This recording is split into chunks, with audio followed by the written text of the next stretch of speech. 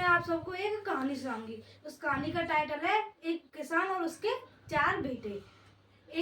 एक गांव में एक बूढ़ा किसान रहता था। उसके 4 बेटे थे और वे एक साथ हंसी खुशी रहते थे। एक दिन उसका बूढ़ा बाप उन चारों का बूढ़ा बाप बीमार हो गया और वो खाट में ही रहने लगा। तो उन चारों बेटों में लड़ाई होने लगी कि हमें हमारी जायदाद चाहिए। वो चारों के चारों अलग होना चाहते थे।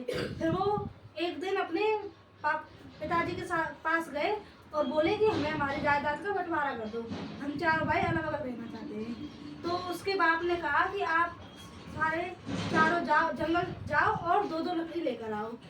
और फिर वो सारे 2-2 लकड़ी लेकर आए और फिर वो लकड़ी लेकर आए तो उन चारों से कहा कि आप एक एक लकड़ी लो और उसे तोड़ कर दिखाओ। देखो मैं देती हूँ, जैसे आप लो एक लकड़ी, आप लो, आप लो, आप लो और इसे तोड़ कर दिखाओ। टूट गई ना? ऐसे ही उन चारों की लकड़ी आसानी से टूट गई।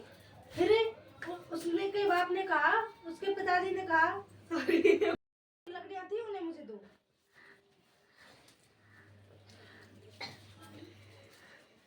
और मैंने आपको बताया था ना कि वो 2-2 लकड़ियां लाए थे। तो उसके पिताजी ने कहा उनसे कि उन 2-2 लकड़ियां थी उनको एक साथ कर लो। जैसे मैंने वे सारी लकड़ियां थी उन्हें एक साथ कर दिया और इन्हें बांध दो। Thank you. और इन्हें बांध दो। अब मैं इन्हें भी बांध देती हूँ, कोई बात नहीं। अब इन्हें बांध देती हूँ। ओके। उसके बाद पापा ने कहा उससे कि इसे तोड़ कर दिखाओ। तो जैसे अब ये हमसे नहीं टूट रहा, आप तोड़ कर देखो। ये अंदर नहीं टूट रहा। नहीं टूट रहा, आप तोड़ कर देखो। नहीं टूट रहा। ऐसे ही अभी एक साथ हो गई है तो ये नहीं टूट रही, और पहले जो अकेली थी तो वो टूट गई।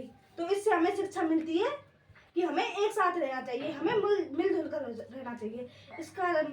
इससे हमें मोरल मिलता है कि संगठन में ही शक्ति है। और अब मैं आपसे क्वेश्चन पूछूंगी, आपको उनके आंसर देने हैं। उस किसान के, आप बताओ, उस किसान के कितने पुत्र थे? 4। Very good.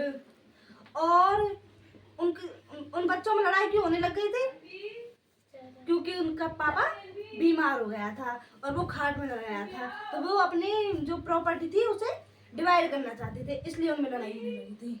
और आप बताओ, वो जो लकड़ियां थी वो कब टूटी?